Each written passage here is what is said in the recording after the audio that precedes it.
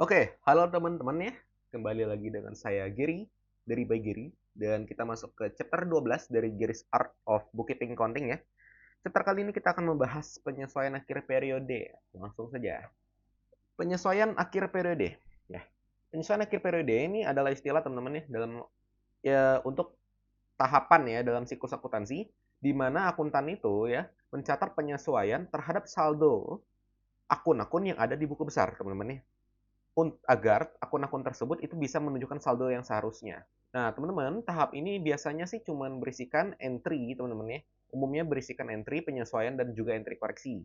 Karena tahap penyesuaian akhir periode itu umumnya memang hanya bersifat korektif ya, atau menyesuaikan saldo-saldo akun yang sudah ada agar lebih informatif atau agar sesuai dengan keadaan yang sebenarnya, teman-teman ya. Nah, teman-teman di sini contoh entry dari penyesuaian akhir periode ya. Di sini saya ada sajikan. Contoh teman-teman nih. Ini melanjutkan chapter 11 punya jurnal teman-teman. Dimana sebelumnya di chapter 11 kita ada ngebeli nih perlengkapan ya teman-teman. Kalau nggak salah itu sebanyak 20 pieces harganya 20.000. Yang mana kalau dikali adalah 400.000 teman-teman ya. Dan sebelumnya kita catat sebagai perlengkapan pada hutang. Nah, perlengkapan 400.000 pada hutang 400.000. Di sini teman-teman, diketahui bahwa pada tanggal 31 Januari, perlengkapan yang sebelumnya dibeli itu hanya bersisa 5 pieces saja teman-teman ya, dan satu pieces harganya itu 20.000 teman-teman. Artinya ya, secara nilai rupiahnya teman-teman ya, sisanya itu hanya 100.000 saja secara uang ya. Nah, sebelumnya kita mencatat perlengkapan pada hutang 400.000. Artinya di buku besar, perlengkapan ada saldo 400.000. Nah, kalau ternyata tanggal 31, sisa perlengkapan itu 100.000, berarti teman-teman ya, saldo yang di buku besar pada akun perlengkapan itu harus kita kurangin sebesar selisihnya atau yang terpakai. Nah, agar 400.000 menjadi 100.000, kita kurangin dengan 300.000. Cara menguranginya adalah mengkredit perlengkapan. Nah, saat sebuah perlengkapan itu berkurang, yang terjadi itu hanyalah antara dua, teman-teman ya. Barang tersebut dipakai atau barang tersebut rusak, mungkin juga hilang, ya. Jadi di sini kita asumsikan yang normal saja di mana memang barang tersebut terpakai. Sehingga kita menjurnal beban perlengkapan pada perlengkapan 300.000, teman-teman ya. Nah, kemudian teman-teman, di tanggal 31 Januari, jadi teman-teman di bulan Januari ini pasti dia ada karyawan dong. Nggak mungkin nggak ada kan? Kecuali dia memang baru merintis. Di sini kita asumsikan aja dia punya karyawan. Sehingga teman-teman di bulan Januari 2024 dia harus mencatat ya beban gajinya. Kalau dia belum bayar harus dicatat bebannya. Jadi ingat ya teman-teman, kita harus basis akrual dan bukan basis kas kalau dalam akuntansi ya. Teman-teman yang belum memahami basis akrual dan juga basis kas bisa tonton dulu series yang sebelumnya telah saya buat, yaitu Gary's Art of Accounting Basics. Di sana saya ada mengupas ya apa itu basis kas dan juga apa itu basis akrual. Nah, di sini saya asumsikan teman-teman udah paham nih. Jadi teman-teman kita harus ya mengakui beban pada periodenya ya, menggunakan prinsip pengakuan beban di mana beban diakui pada saat periode yang terjadi.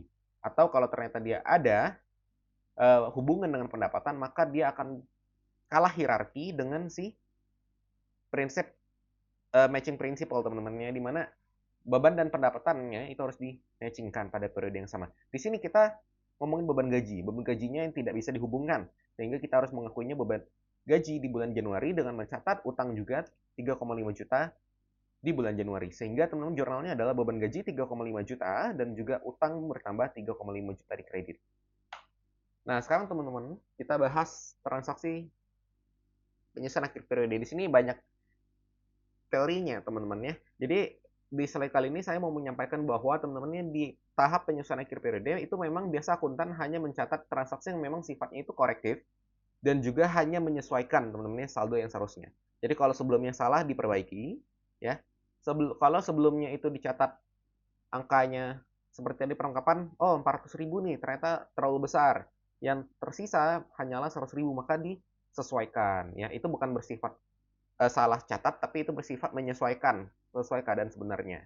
Nah, teman-teman ya, cara mencatat pun itu ada dua cara pendekatan. Biasanya dikenal pendekatannya itu dengan nama pendekatan laba rugi dan juga pendekatan neraca.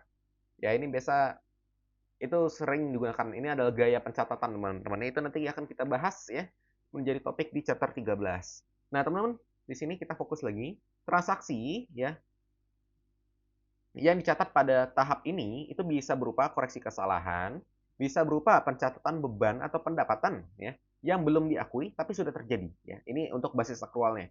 Jadi bisa antara eh, beban terutang atau piutang pendapatan ya, accrued expense atau accrued revenue. Nah, kemudian ada mencatat aset atau liabilitas yang telah menjadi beban atau pendapatan. Jadi teman-teman di sini dia mencatat ya, eh, berapa sih aset yang telah menjadi beban dan berapa sih aset yang telah menjadi pendapatan. Atau bisa aja sebaliknya. Berapa sih beban yang sebelumnya sebenarnya belum terjadi sehingga harus ditangguhkan dulu jadi aset, atau berapa sih pendapatan yang sebenarnya belum terjadi sehingga harus ditangguhkan menjadi liabilitas. Nah, ini adalah deferred asset dan deferred expense dan juga deferred revenue, teman-teman ya. Kemudian ada juga berbagai penyesuaian lainnya, contohnya seperti pajak pertambahan nilai. Itu kan kita ada penyesuaian yang ya cuma pindah PPN masukan, PPN keluaran, terus muncul utang PPN atau PPN lebih bayar. Nah, teman-teman, penyesuaian seperti ini hanya dilakukan dengan tujuan, teman-teman, agar lebih informatif. Sebenarnya kalau kita mau hitung kurang bayar PPN kan bisa aja di cross aja, oh keluarannya segini, oh masukannya segini.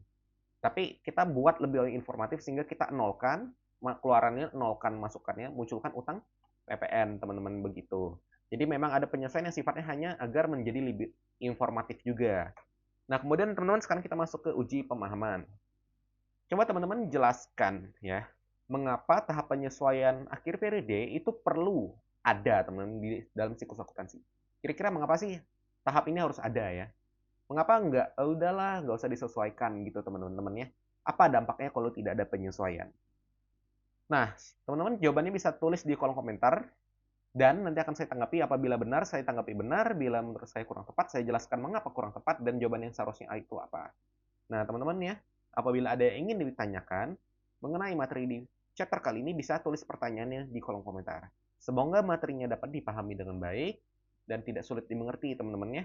Sampai jumpa di chapter 13. Terima kasih sudah menonton.